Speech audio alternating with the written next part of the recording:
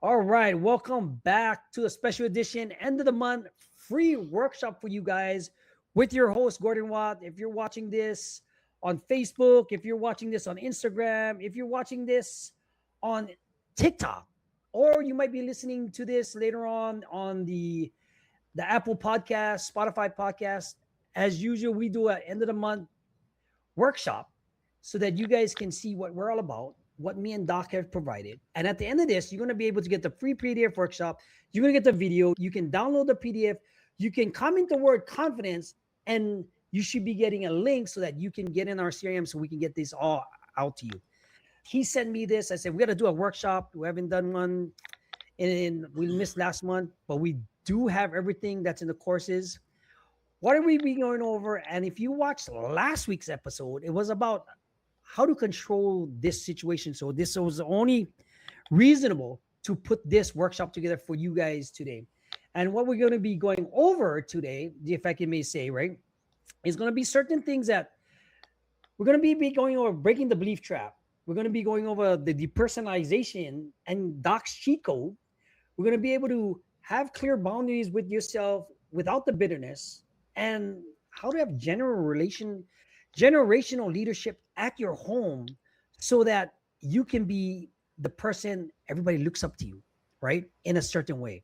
Because this is Doc's trademark assessment workshop. Doc, what are we going over? So, guys, we're going to be going over how to actually reframe your mind and the power and the necessity of doing so. Because the fact of the matter is, our life, the life you have right now is based off of how you believe, how you think, and how you frame your mind, how you frame situations. And we'll get into more depth on it. But to be honest, a lot of times our lives are in disarray, not because of situations, but because of what the meaning we give to situations. So with that being the case, since we're the engine of our own destruction, the engine of our own misery, we can also be the engine of our own recovery, our own salvation, and coming out of all the mess simply by shifting how we perceive things, the meaning we give to things. Beautiful. Now, Doc, can you see the slides up there? You just we do normally. We've been flowing with this. So Doc created this. We did the slides. We're going to present this to you. If you're going to be watching this, if you're watching us on Instagram, if you're watching this on TikTok, comment the word slide deck at the bottom here, and we'll get the slide deck to you so you can have it for your own recognition. The only thing we ask you is you guys adhere to these things, because if you don't know how to reframe your mind or reframe the thinking or the belief patterns that you have right now, you will always stay the same. Trust me on this, because it took me a long time to figure this out. And this is why me and Doc work so good, because he gives me the nitty gritty of it from a therapist side, a professional side. And I'm coming to you from a raw things that I made so many mistakes that I don't like to see people doing it over and over again. Right. Because Doc, it's all you. Let's hop to the next slide. All right, cool. It works. So when we talk about reframing your mind and shaping what you think and what you feel, the whole premise of it is that you don't get the life, as it says right here, you don't get the life that you want, right? You get the life you consistently practice on a daily basis, right? And then so you have to answer the question, what are we doing on a daily basis? What does it look like? How are we constantly looking at things? How are we perceiving things? Are we doing anything to change the lens through which we view situations? Because here's the thing. A situation has no value outside of what you give it. Every situation's net zero. Doesn't matter, right? Nothing has meaning except the meaning we give it, right? So then what happens is we give things meaning. We decide what it means. We decide the value of it. We decide those things. And so since that's the case, as you look and go through your own life, you start looking at these situations and you start looking at the meaning you're giving them. And so now you're on this constant, loop of negativity. And then you end up destroying your own life because of the meaning you keep giving these situations. You can have two people coming from the same place, right? Let's say from a bad neighborhood or whatnot, right? Why does one person go off and do great and successful things, and the other person either have a short life or go off and do horrible things? Well, it's the meaning you give behind these situations, right? Some people, like for instance, I use Inky Johnson as an example. He came from a really difficult situation. It was like 13 people in like one bed or something like that, or a one bedroom apartment or something along those lines. You go and listen to his story. But the fact that he came out of that situation is now a very powerful and successful motivational speaker, where there's a lot of other people who didn't come out of that situation like that. Yep. There's something that there was a meaning that he gave to these different events. There's a meaning he gave to when he lost the use of his arm and couldn't go to the NFL. There's a meaning he gave to that allowed him to be successful. So it starts up here, right? It's not about the things that happen. It's about how you interpret them. So yeah. Or unless you have something you want to add to it as well. I felt so sorry for him when he hurt himself, because I was watching the football game when he was playing. And I was like, because he was supposed to go in the NFL the next week, the next month, right? You know, when I listen to his story, a lot of people can relate to that, because some of you, when I broke my leg playing softball in prison, most people don't come back from it, because it takes all up here, and it takes the drive. I used to throw my crutches across the field so I can learn how to walk again, because they said I wouldn't walk again because I got broken in half, because that's a whole nother story. But at the same time, I know what it takes, because now imagine you're the lifeblood for your family in your situation, and everything gets broken because you went to go do a tackle and you got that shockwave thinking he's going to be all right, but it actually got paralyzed. Yeah. But you look at him now, and he talks about that turmoil and the emotion and psychological trauma he had to go through, but you come out of it on a different side if you do it. Go ahead, Doc. Depending on how you frame things, right? Yes. And so then on this slide, we start talking about how do we frame things, right? And how we frame things is based off of what we believe about ourselves, others, in the world. That's the lens through which everything we decide that has meaning and value goes through. This is for all of us, right?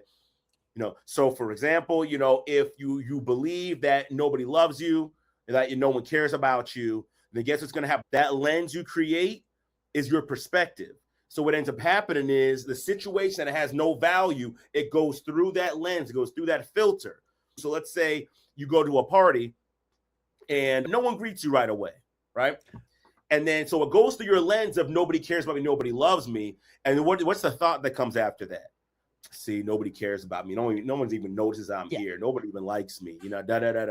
Right? That's the meaning you now give it. Right? You give it that meaning. You assign it that meaning. You give it birth and its substance. Yep. So now what you end up doing is now you become more withdrawn, right? Because now you feel hurt, you feel sad or alone. Now you become more withdrawn. Because you become more withdrawn, that's the action. You now reinforce the belief, because now you're actually pulling away from people. You didn't know someone was looking for you. You didn't know someone had something to tell you. They wanted to talk to you. But because you withdrew, because you left early, because you didn't want to interact, because of the belief you had, the perspective, the lens you had that go through, you are now recreating the situation that you didn't want to happen. Nobody cares about me. Nobody loves me. So now I'm going to move and act and believe and say in that way and move in that way and have those actions in that way, and that nobody loves me. And then it's going to reinforce it. And then what are you going to say? See, I told you nobody loves me. Nobody even tried to talk to me. Nobody even tried to do this. Nobody tried to do that. And so that's unfortunately what happens when you have the wrong beliefs and you don't check those beliefs. You don't start challenging those beliefs, because as you start doing that, it continues to reinforce the same thing, and it gets deeper and deeper and more ingrained, and to the point where you think that's just the way it is. It's just the belief that you've held that's not doing you any good, any service. It's not helping you at all. Maybe at one point in time it did. Maybe at one point in time it kept you safe, but it doesn't work when you get into adulthood. It does not work. On the other side of it, right? Let's say you have the belief like, no, I am lovable and people do care about me. People do want to be around me, right? Same situation. You go in the party and maybe no one greets you right away, but you go and say, hey, Johnny, hey, Susie, what's going on? Oh, hey, Keith, great to see you. Yada, yada. Now we're engaging. Now, guess what? Now to reinforce that belief, because guess what? Their action just told me they care, they love me, they want to be around me. So guess what I'm going to do? I'm going to continue to go to these events. I'm going to continue to go around these people and continue to reinforce the belief. But that's what happens for all of us. Every situation that's net zero, right, it has no value at all. It goes through our lens. It gets the value, it gets the meaning, and then we reinforce it, because the way our brain operates, it loves homeostasis. It loves consistency. It loves Mhm. patterns. It likes seeing the same things over and over and over again because it's easy and it's efficient. So it's going to have you move in such a way so that it reinforces that. So that's just a natural thing that happens. But unfortunately, your brain doesn't look at it and say, oh, that's a negative thing. We don't want that to be a pattern. It just says, this is the pattern and we're running it and we're running it. But it's destroying us, but it's the pattern. We're running it. It's up to us to change the pattern by stopping that belief. When we say, I know we're unlovable, and maybe I'm jumping ahead a little bit, but it's up to us essentially to stop that. Before we get the, oh, nobody cares about, nobody loves me, see, nobody said something, we should stop right there. And that's when we start challenging that. Is that true? Right. Because a lot of the times you don't get the life you deserve or you deserve. You get the life you consistently practice, right? Because when you practice these affirmations, and then if you're not going to trap yourself into doing certain foundational beliefs, your brain doesn't know any different, but you have to change that belief or at least challenge that and look at it through a different lens, like the slide says. Because if I'll give you an example, right? If you believe you're always going to be a mess up, a screw up, and everything else, guess what happens? You're not challenging your belief. Nobody is mentoring you to do that. You are going to go down this dark rabbit hole. Yeah. And then 9 out of 10 times, something bad is going to happen because you have no worth in your value. But you can challenge those things, change your belief, change where it all came from. If you look at last week's video, it's not about anybody else. Nobody else is thinking about the situation. You're putting your own things in your own head, and you're starting to believe that crap.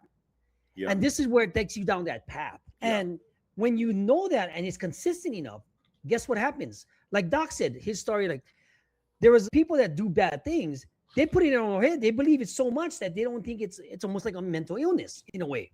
That they create crime, they do crimes, they murder some people, something bad happens, and it's all fiction, it's all made up, but they reaffirm that because it was consistent. Goes true for the opposite, right? Because a lot of the times you don't know the difference. Your brain doesn't know the difference at all. Right? Yeah, no, it doesn't. All right. Yeah. Right? It's exactly how it is. But because this is just saying, like, this is where that lens is, right? This is, you add the meaning, the situation, the event, it goes through your lens, through your belief, through your perspective, right? And it goes through that and it gets the meaning, right? So if you have a poor meaning, you're going to get a poor thought, right? If I have a dirty lens, then it's not going to come through clearly. If you have a lens where you have to earn love, that's a distorted lens, right? If you have a lens that you're not enough, that's a distorted lens. If you have a lens where everybody hates me and the world's a horrible place and all these things, that's a distorted lens. So you're going to get a distorted meaning, right? You're not going to put clean water through a dirty filter and expect then to get clean water on the other side or cleaner water. It's not going to happen, right? You're going to get dirty water. That's what happens, right? So it's critical for us to make sure we understand this, that there is a space that we have to stop and really start challenging our own thoughts and beliefs so we can start having the life that we want, right? Because like Gordon said, and I said, you don't get the life that you think you deserve. You get the life you consistently practice. And you practice your life based on your perspective, right? So if you constantly think negative, that's constantly what you're going to get. Doesn't matter how much good someone does, what's going to end up happening is any little thing they do wrong, you're going to take it, amplify it, magnify it, blow the whole situation up, and then you're going to sit back and say, see, I knew it wasn't good. Well, you done missed the 100 good things they did, and you done blew up on the one small thing that happened that really wasn't even that big of a deal. Right? And you might say, oh, Keith, you're just invalidating me. No, it really wasn't that big of a deal. Not as much as you made it. The fact that you're not talking to your wife for all this time, or you want to fire someone or all this because they were a minute late or because a glass broke or something like that. No, bro, that's overreacting. I'm sorry, that is overreacting. You're doing the most. But you don't know what I've been through. But you're not looking at this objectively. All right. So, and that's the part we have to stop and look at and be like, maybe I am doing the most right now. Maybe that's not what happened. Maybe when I walked into that party and nobody said anything, maybe they just didn't hear me. Maybe it was something else. And again, I don't want to get ahead of myself, but maybe it was something along those lines, right? We had to stop to consider what other things that this situation may mean. Because just because we automatically think that's what it means doesn't mean that's what actually happened. Give us an example. I'll give you an example, right? Or you can give one to me. Say you're having a situation with your wife, since this is a workshop, right? And something small, minutia happens, and you start holding to that belief, like, oh, she didn't buy me that thing at the grocery store when I actually told her, right? I asked her to do something for me, and she didn't do it. It has nothing to do with her. It's how you handling that situation. Oh, maybe she simply forgot. Did I remind her? Did I text her to see this? Did I do something like that? And then you start holding all that emotional baggage that you have, that's based on your trauma from something from the past. Even for like one of my counselors before, where we say like, where they used to ask the whole class before when it was coming up, if it wasn't for the rat, would you be in the prison? Right? Mm-hmm. All us criminals said, of course we went for the rat, we wouldn't be here. But he flipped it on us, saying, what if he wasn't doing any criminal activity? You wouldn't be here and you wouldn't even worry about the rat. Mm-hmm. And that took hold of me, because like, this is where the consistent, if you keep doing crime, you got to keep worrying about the rat. If you keep worrying about what the other people are doing, you're going to be worrying about what they think, and you never be able to move on with your life and your own beliefs and be able to challenge it, right? Mm-hmm. Because these are the things that me and Doc want to give you, in a sense, so that, or at least coach you in a way that you can have that fulfilling life for yourself, your family, and the people you come in contact with. Because until you do that, until you be able to change the beliefs, to change your emotions, to change your behavior, to change your goals, to change your outcome, to change the purpose in your life and the path you want to go on, you always stay with the same. Yeah. Did I go too fast? So, yeah, there's a cheat code to this, guys. See, here's the problem. Here's why you have such a negative mindset, is because you think everything is about you. No, I don't, Keith. I'm not selfish. I care about other people. We're not talking about that. We're talking about every situation that happens, you're taking it personal. Oh, she just forgot that on purpose, or she's not considering me, or they don't care about me, or they're against me, or they thought that through, or they don't treat me with respect. Like everything is about you, right? It doesn't even make any sense, right? If you stop and think about that rationally, that's the lens you have. Everything that happens, oh, it's about me. They don't care. They don't love me. They're trying to hurt me. There's whatever. Do you really think that everybody in the world is really stopping to think about, man, how can I hurt you? How can I come against you? How can I make your life horrible? How can I make your life miserable? Do you really think that people, like you're that important? Like, no disrespect, but do you really think you're that important? That everybody's whole life is consumed with making your life miserable? That's the cheat code right there. It's not about you. It's not about your lens, and you're putting everything through. Oh my gosh, I can't believe she said that. I can't believe she did that. I can't believe. How care that they don't care. It couldn't have been a mistake, like Gordon said. She couldn't have just forgot. She couldn't have had a busy day. She could have been running all the way around and it just slipped her mind. That couldn't be it. It couldn't be that when you went to the party, that maybe it was loud and, people just didn't see you coming in because so much going on. It couldn't be that. It couldn't be the person that cut you off on the highway was just kind of rushed to get home or rushed to get to a job interview. Or maybe they just weren't paying attention. Couldn't have been that. They thought about you on the road, got in their car, timed it like this is Fast and Furious, and then came in front of you just to ruin your day. Once you stop that gap and you start looking at it and be like, okay, what else could this mean? I'm thinking this is about me, but Keith just said it's not about me. So what else could this mean? Oh, it could be my wife is busy. She had a lot going on. She's stressed. She just didn't get to it in time, or she was working on it, or it could be any one of those things. Oh, well, the party was loud. People weren't paying attention. I kind of came in the back door, or what. It could have any one of those things. They're either trying to get to a hospital. Maybe they got some bad news. Maybe they're trying to hurry up and get to work.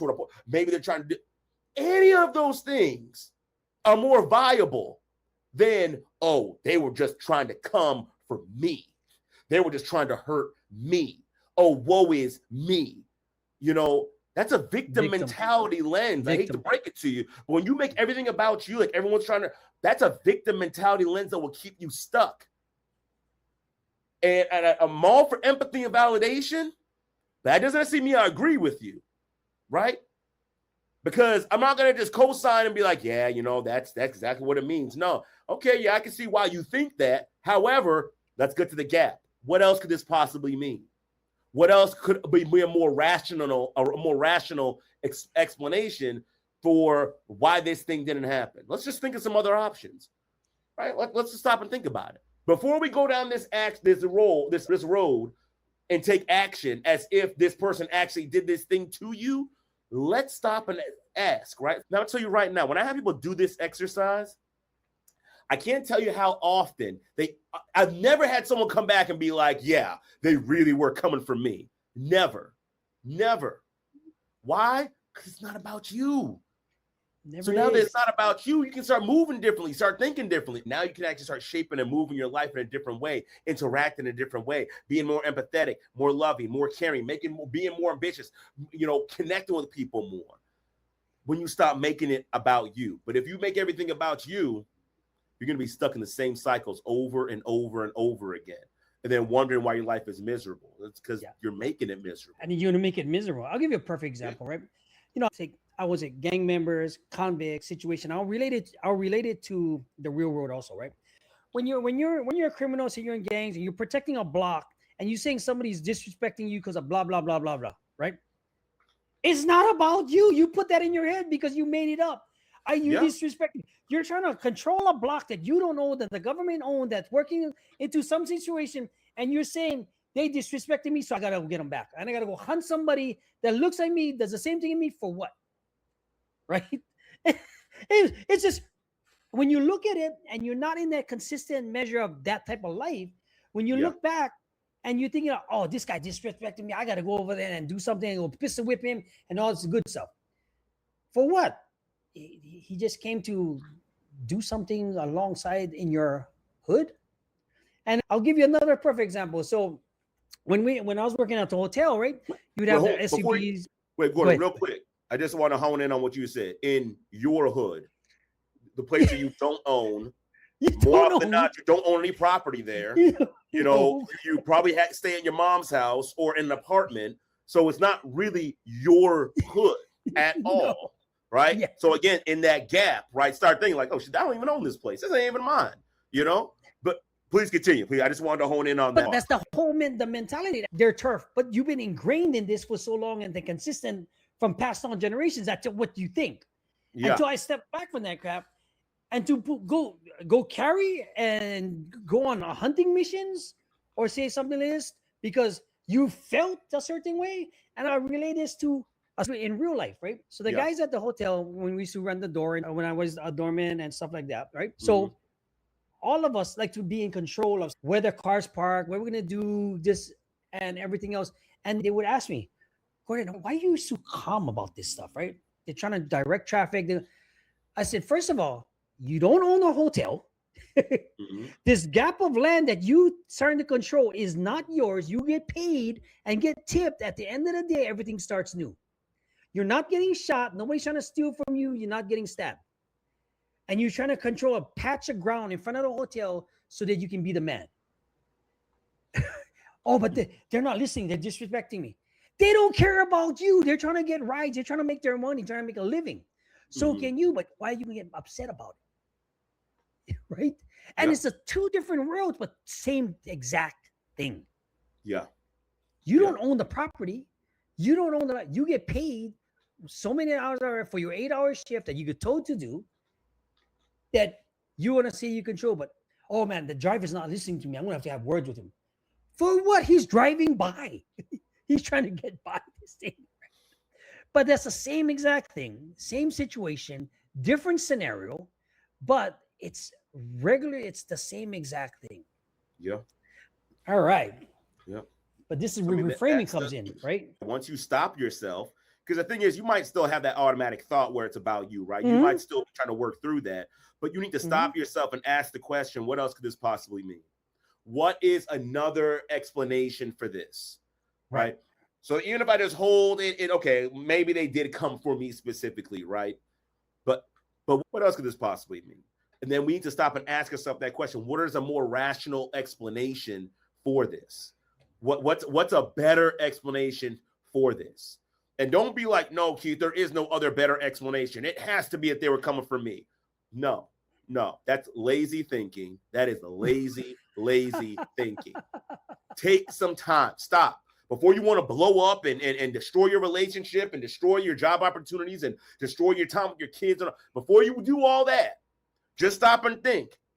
Okay, I asked them to sit down in their chair 2 times. They didn't sit down. Are they really just trying to disrespect me? Or maybe there's another reason. Maybe they're uncomfortable. Maybe they want to play. Maybe they're done eating. Maybe they're already full. Maybe they want to come and stand next to me and, and play or whatever. Like, all more rational reasons than your 3-year-old is thinking, man, I really want to stick it to dad. Or, man, I really want to stick it. No. They're watching TV. They don't go to get a bath right away. Oh, they're being so rude and disrespectful. How dare they? You really think they're thinking like, man, I'm just going to sit here and watch his TV just a little bit more so I can just tick that off? Or is it a more rational explanation? I'm really enjoying what I'm doing, and I don't want to leave from doing it.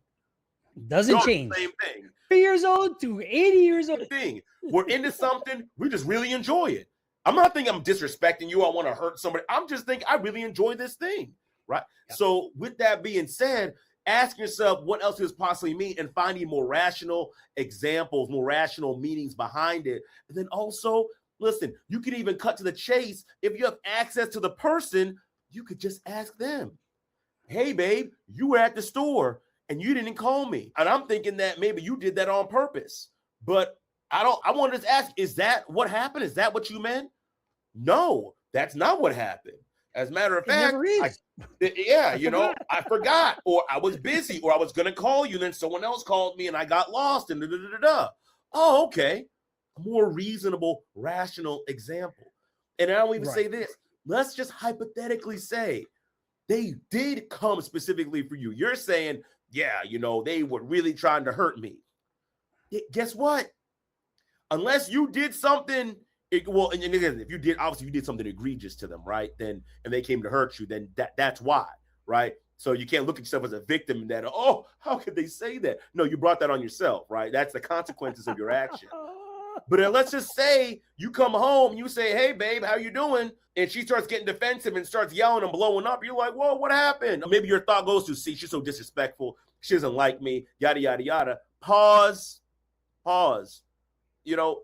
What else could this possibly mean, right? Okay, yeah, she's saying, using all these you statements coming after me, but I didn't really do anything like that. Oh, maybe it's tied to her trauma or her past or her history. Maybe she hasn't learned the skills yet. So guess what? It's still not about you. There's no situation that is about you, period. That, again, back to the cheat code. So because it's not about you, there's always an explanation outside of you that makes more sense than they were coming for me. So stop making assumptions. Stop trying to put it all together by yourself. If you have access to the person, just ask, right? Hey, what did you mean by that? If you don't have access to the person, then think of some other more rational explanations as to why someone cut you off on the freeway, or why, someone was, frustrated, or why something else happened, right? Why they didn't say hi to you at the party. Think of a more rational reason for it, because it's not about you. No matter what you think, no matter what you feel, it's not about you. It's always about something else. I'm going to tell you one a good part of this, right? When you stop thinking everything is about you, and you become unselfish with the time, your thoughts, and the beliefs that you have, things change. Because when you stop assuming that things is about you personally, you got to learn how to let things go, right? So it's in a situation, what facts do I, like the slide says, what facts do you actually have when you're doing something like that? You don't have the facts because you don't know, right? Right? What are you assuming? I'm assuming that they're screwing with me on purpose. It's the same, like, you could be at your work, unless you're in the field like Doc, where his profession is asking questions, but he still has to brush things off, because it's not about him. It's digging to the right to find the solution to the problem that could be down there like an onion, right? And then when you don't take it personal, guess what happens? You learn to change how you react to things, because it's like nothing's getting to you, right? Right? Nothing is, and then when you can ask the person, like Doc said, Like, what do you mean by that? It's like, now you're having a conversation. Now you're communicating. Now you're reframing things in your own. And guess what happens, guys? If you go through this and you take everything personal and you find out you're wrong, how much of a jackass are you going to feel? Well, and that's even more shameful, right? So this is why we tell you these things, because when you do that and then you have to actually backpedal, and then how much more effort it's going to take for you to actually, if you can say that, take the accountability and say sorry when it could have all been prevented. Yeah. Yeah. Because that's what we're trying to do, because the reframing will help you curb anger issues, get you out of depression, take you out of anxiety. Absolutely. Learn how to move forward, become a happier version of you, because you're not so frustrated, and you become pleasant to be around because you can have a reasonable conversation. Yeah. Right? Yeah. And this is where that comes in, right? Yeah. Reality versus fantasy. Because Gordon, you touched on that, right? You said, like, how many facts do you actually have about the situation? 9 times out of 10, you don't have all the facts. You don't even have half the facts. You don't have enough to have a complete picture. Most of what you're thinking up in your mind, especially because you make it about you, is made up. It's completely made up. It's fabricated. It's a fantasy. Didn't happen. Doesn't even exist in real life. A lot of times as well, the fantasy gets so crazy because then you start creating people in this fantasy who are doing these things, right? You bring them in too. You start looking at your wife or your friends or your kids or whatnot. You start creating, oh man, I can't believe they think like this. They move like this. They act like this. They talk like this. And you start, filming about that. So when you see these situations come up, you blow up and you start yelling and screaming and fighting and cussing and fussing and all that with someone who doesn't even exist in real life, which is why your significant other might be looking at you like, what the crap is wrong with you? Why are you saying these things? Why are you moving in this way? I don't even understand what's going on. Like, literally, what is going on? Right? Why? Because you're arguing and yelling with someone who doesn't exist in real life. You're fighting against someone who doesn't exist in real life. If the person that we made up in our mind exists in real life, your reactions would make sense because they would be a horrible person. It would be a horrible human being. The fact of the matter is, in reality, that person doesn't exist. You made them up. Absolutely. You're fighting against phantoms and ghosts that don't exist. And that's why it's so critical for you to stop and ask that question. What else does this mean? We have to stop and ask that question. Because if we don't stop and ask that question, you're gonna be living in a fantasy world. You're gonna destroy relationships that otherwise would have been phenomenal and great, but because you made things up in your own mind and you didn't stop to ask that question, now you're by yourself. Now you're alone, and you're. Give us some real. Since this is a workshop today, give us some. I'll give you a real world explanation, right? I mean, you could be having a situation with your kids or anything like that. I'll give you a perfect example, right? Dad, let's go play Roblox, okay? I could blow off, say I got to do this workshop, but guess what?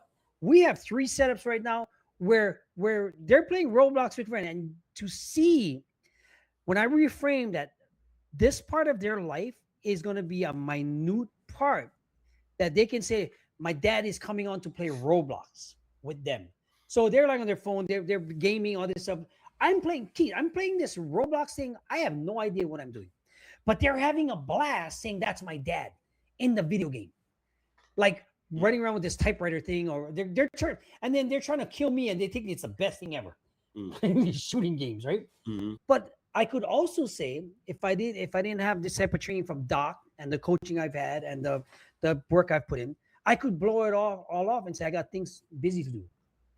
And then what will that get me, right? The reality is I'm giving them the confidence to say they can be themselves versus they being discouraged and not asking me ever again, right? And that's a deep thing for me to have. Because the reality of it is you could go both ways. You could string it a different way and tell yourself different ways. But what will that get you? Nothing. No. Absolutely nothing. Well, no, that's not true, Gordon. It'll get you something. It'll get you misery. Good. It'll get you being alone. Yes. It'll get you frustrated. It'll get you depressed. It'll get you stressed. It'll get you with health issues. It'll get you something. There's no net zero for the consequence, right? So you just have to ask yourself the question, what do you want? Do you want to be alienated from the people who love you the most? Do you want to be always in the victim mentality? Do you want to be depressed? Do you want to be isolated? If that's what you want, then keep making everything about you. Keep living in a fantasy world. You keep doing that, and that's exactly where you'll be. But if you want to actually join us in reality, then this is the questions you need to start asking. This is what you need to start doing and how you need to start moving. What are some of the symptoms that you just mentioned when you talk to a client that's in this world, and how can we get them out of it through Boundaries and Brotherhood? Well, I mean, the symptoms are whenever you talk about a problem, you always talk about what other people are doing, how they treat you, what they do, how they show up, how they don't understand you, how they don't like you, how they don't love you, or how they're trying to hurt you, and how they say these hurtful things. And I'm trying to find all these evidence. And more often than not, the evidence is in very, very, very nuanced and contextual situations. It's not in general, right? Like, yeah, we had a big blowout fight. And you said this, that you had a big blowout fight. What you expect was going to happen in a big blowout fight? People start trying to find these little itty bitty bits of evidence that are out of context. They make it about themselves. They create the fantasy, and then they live this fantasy out in real life. And that's when people say, I don't understand. I don't understand why you're doing this, or why you're moving this way, or things of that nature, right? And that goes to this slide, right? Yeah. It goes in perfectly, right? Yeah. So it's critical to make sure that, again, that's the reframe, right? Ask the question, and then you move on, whatever that answer is. That's the reframe. That's the shift that you make in order to get the new life you're looking for, right? That's what that is. And as far as like boundaries are concerned, right, that's making sure you stand up for yourself if someone is doing something that you don't like, right? So for instance, even if someone is tripping because their history, their past, or whatever, the boundaries keep you safe. You could say, hey, I understand where that's coming from, but I don't want to be treated that way, so I'm going to exit stage left, right? That's what I'm going to do. That's the boundary does. So it's not about, let me just, because I understand where they're coming from, and it's not about me. I just to let them talk to me and treat me any kind of way. That's not what this is. No, like I can understand, yeah, you got issues and problems. I'm just not going to deal with you because of your issues and problems, right? But again, this is if you're operating in excellence. This is if you're not contributing to the problem. If you are contributing to the problem, then own it, and then fix it with the person, right? But if you're not contributing to the problem, if it really is all on them, then that's when the boundary goes up, and that's when you can exit stage left with no issue or no problem, right? So that's what that looks like. I mean, that's 100%, because that boundary, if you learn how to reframe everything so that it works into your advantage, you're going to have to set boundaries regardless of what you, because you're a changed person. Now, is it hard to go? Is it easy to go? Is it hard to move, let's say, to do it? This is why you have guys that, like me and Doc and the other coaches in their system, that can help you move toward that situation, because you need that extra push, that extra encouragement, that extra thing that somebody can see from a different angle that you might not see. Sure, this is a workshop, and you can keep doing the things that you've been doing all this time, and it might work out for you. But what about the long run? Like Doc said, there's always going to be something will get fed to you regardless of how you look at it. And then you get to protect yourself once you learn how to reframe that. Like Doc said last week, it's good on the other side. Once you know how to get this all straightened out. But if you're in the same situation, if you can't get the girl, you're thinking you're still in the victim mentality, if you're not confident to approach a girl, or you don't want to be simping anymore, this next one, this is something that this person needs to reframe himself, because the ultimate simp needs to reframe himself so that he can gain the confidence so he can walk in his masculinity, right? Yeah. But that's a main one, right? Yeah. But if you're having problems and you keep doing it, you still get the same answers. This is why I want you to take the assessment at assessment.boundariesandbrotherhood.com. With this workshop, guys, you're going to get the PDFs, these slides, 2 workbooks, just so you can change it. And if you need any more help, you have us to lean on, right? Yeah, regarding how to look at a situation. Like, you get a chance to choose how you look at a situation. And I use it as a child spills milk.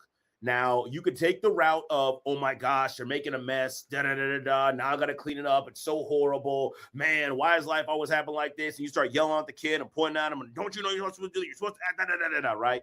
And now you're doing damage to yourself. You're doing damage to your kid. And guess what? The milk is still spilled. The milk is still spilled. The milk is still wasted. All that yelling and screaming and cussing and fussing and doing all that didn't change the fact that the milk is still spilled. The only thing that happened now is now you look like a terrible father in front of your child. Now they're scared of you. Now they don't really want to be around you. You're now giving them evidence of how you're not safe. And now you're going to be wondering like years down the road, why don't they want to talk to me? Because you choose to look at a situation like that and tear them down instead of guide them, build them up. Or you can take the other route, like, okay, they spilled the milk. All right, well, now it's milk spilled. Yeah, I'll teach you. I'll guide you. You know, hey, let's plane the milk, right? Hey, it's spilled, you know, let's make a joke about it. Let's laugh about it. Let me teach you how to pour it different next time. Now there's this positive, connective growth experience. Same situation, same spilt milk, two completely different paths you can take. And now replace the spilt milk with maybe your wife was late with something, or maybe she forgot something, or maybe a friend didn't bring something back in time, or whatever the case may be. You have a choice to choose how you want to interpret that event. You can interpret it in a way that's going to draw you guys closer, or you can interpret it in a way it's going to push people further away from you. That, again, is up to you. You get the life you consistently practice. If you keep going in a negative way, then you're going to keep pushing people away. If you keep going in a positive way, you're going to keep attracting people to you. That's just the way it is. That's the way everything's set up, right? The whole law of attraction, everything like that, right? You do good and treat people the right way, people are going to come back to you. You do bad, treat people the wrong way, people are going to go away from you. The reason why me and my kids have such a great relationship. I took the good path. Not perfectly, but I did take that path. Not perfectly. You're not perfect. Know? Yeah. So, but give us an adult situation. You can use the milk situation, but give us put like a, let's call this imaginary person Matt. Matt's in a situation.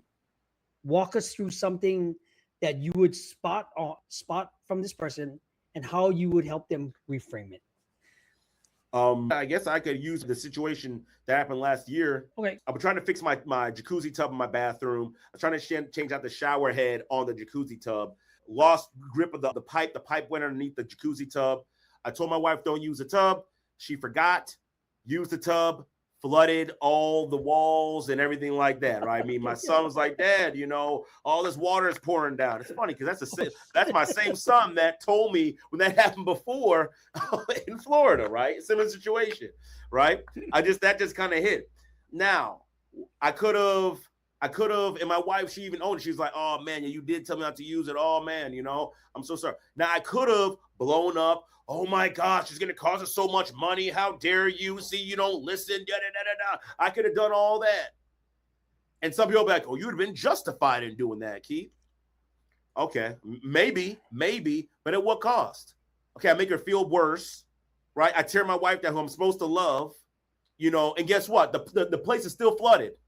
If the walls are still damaged, there's still water damage. It's still, I can cuss and fuss and yell and scream and shout and all that and be justified, and the damage is still there. It did not fix it.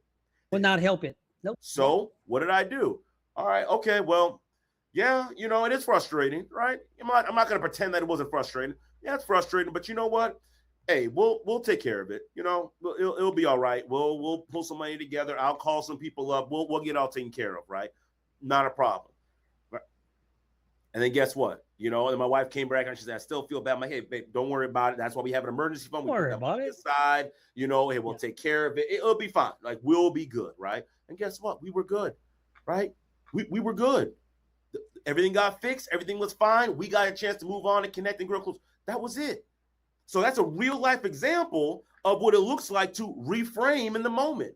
But then nothing good would have came of that, because guess what? When you think negative in that way, nothing good comes of it. Nothing good comes. It exponentiates. Yeah. And it goes to that's a perfect, right? Yeah. Because this we're going to start. You know what I mean?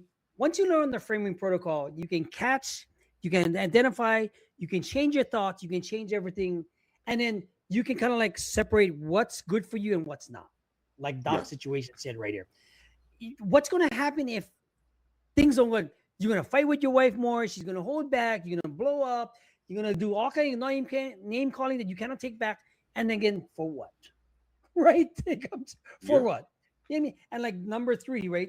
Doc, you can do 3. I can do the last 3. You can go with 3, 4, 5, and we talk about it and we blow right through the slide. Well, I mean, I think we already talked about all this throughout already. Nice. So you talk about catching it, you know, getting the facts, right? And then, Personal, like we talked about all that. So if you guys, you know, type in the chat slides and we'll get it to you so you can actually have it. That's more so for you guys. But we already talked about all of those things. Yeah. But here's the action that you got to take. If you really want to change when it comes to reframe, you know, then you must take action. And you must put emotion and feeling behind that action, right?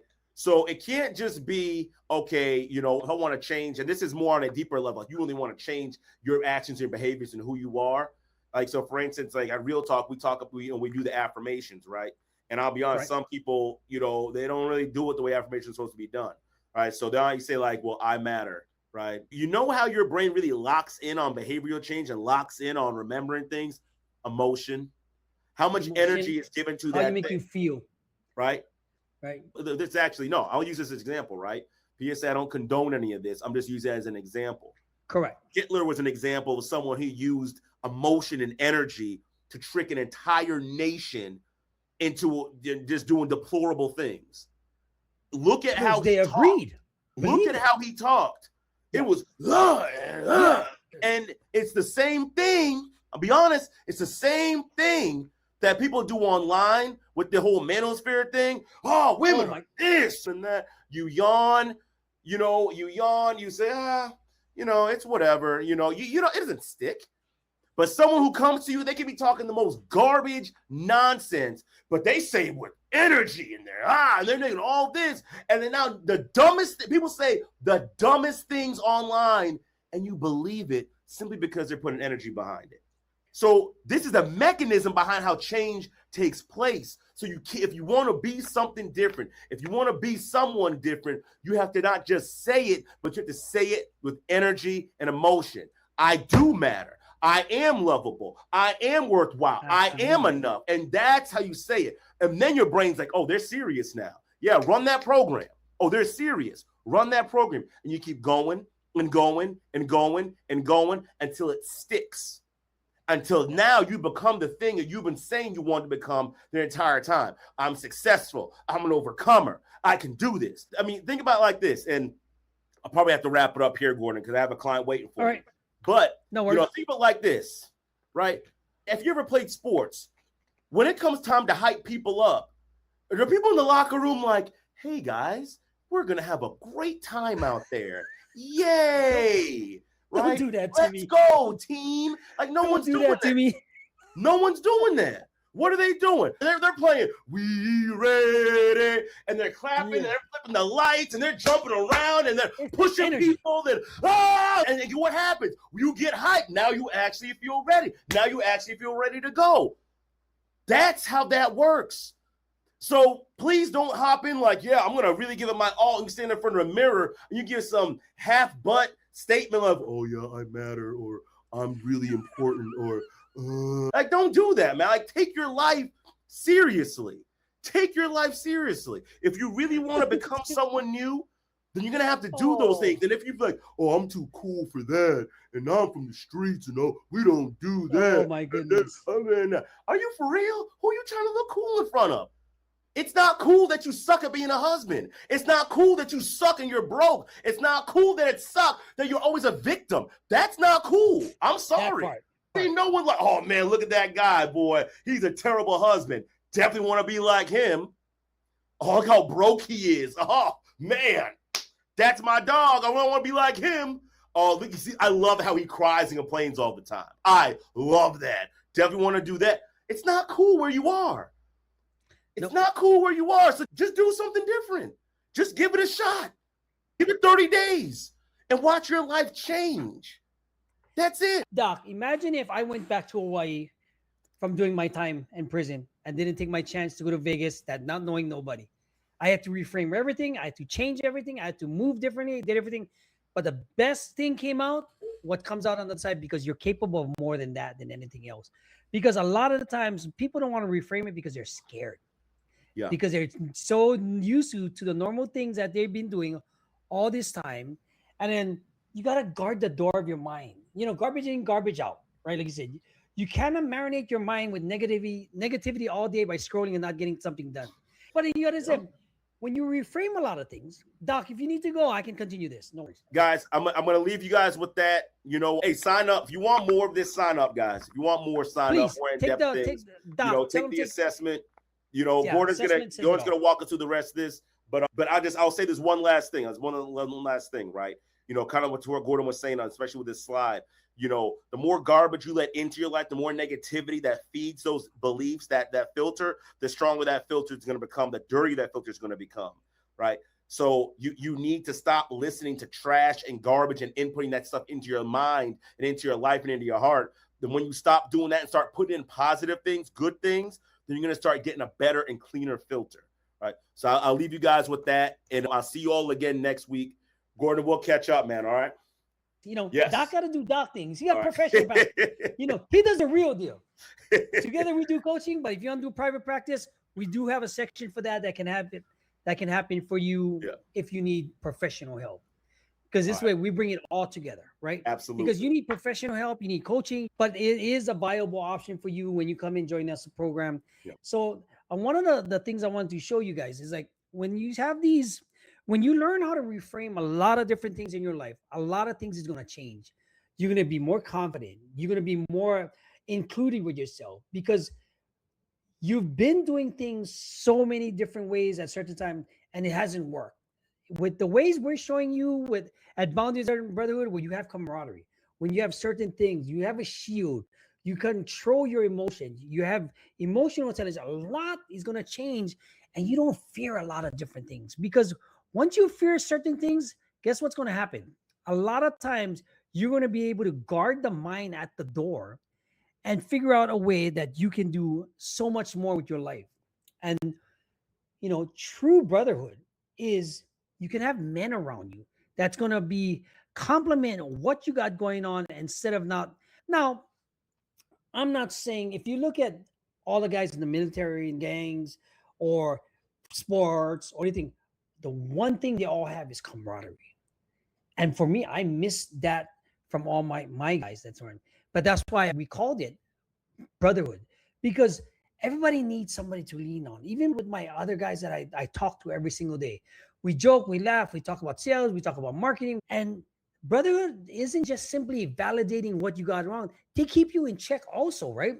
Because sometimes you just need a different angle to knock you down a notch in a way. Because when you're not, men helping men is to get better.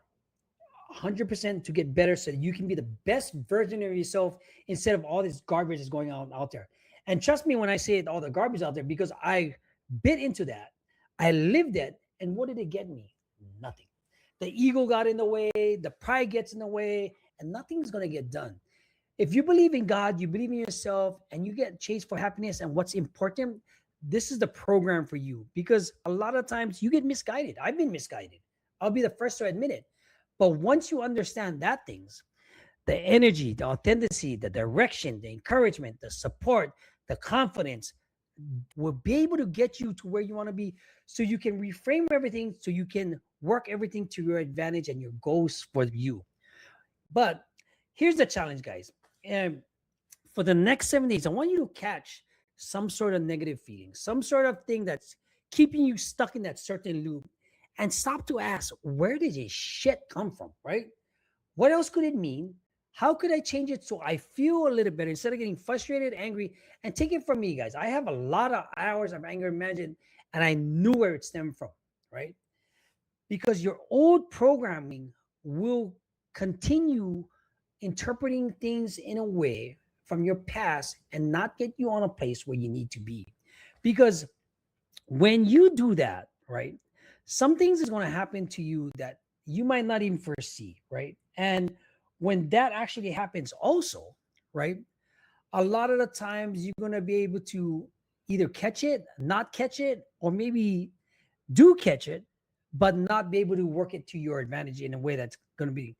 And, when you take the assessment at Boundaries and Brotherhood, right, or in fact today, when you join our free community, because there's a free community out there or you might be listening to this on broadcast, I'm going to be providing you with this PDF, not just the slides so you can go over and listen to the video and kind of like follow along like an ebook, But I want you to take this assessment so that you can have a 7-day challenge. I'm really literally turning this right now into an app so that you guys can have on your phone. Identify a recent situation where you assumed negative or intent or took something personally. Everything that we want to, right? List 3 plausible alternative explanations that have zero relation to your worth or ego, right? That I used, that trained myself to do it. And this is what we're going to do when we do our challenges. We're going to be our in-person meetings, our 3-day workshops and everything else, because we can't get you all in an hour and a half. But I just want you to go to assessment at Boundaries and Brotherhood. Get in the free community. You're going to get this video. You're going to get the course. You're going to get everything for free, because I want you to be able to figure out a way how you can change yourself to become the man you know you could be. Get the girl, get the job, best husband for you, best father to your kids, be a present dad, be a present husband, be that listening ear, and all have it under so that you can be in control of yourself and be sovereign. You mean become the person you know you could be, but you just need that little push. And guys, we've been through the ringer and back, and this is where we have more to give you and more ways to combat what you got going. Because let's face it, if you don't do change, you're only wasting your time. And time is an essence. If you see all my posts, there's a lot of things you could be doing with your time, but improving yourself should be something you should do on a daily and on hourly basis. Now, understand one thing. You can come in and work with us at boundariesandbrotherhood.com. You can join the free community. You can watch the blog post. You can listen to this on Apple, Spotify, and everything else. But I want you to take the assessment so we can show where you're at and you can get all the material you want. All right, guys? If that makes sense, I want you to go out and get the app that we're going to be providing to you. Log in, go to assessment.boundaries and brotherhood, go to Boundaries and Brotherhood, and we'll see you next week, because I just want you to be the best version of yourself. Because if you stay down, I want you to bring you up. If I bring you up, I can help you become the better version of yourself that you never thought you could be, because I was once you. All right. See you guys. Aloha.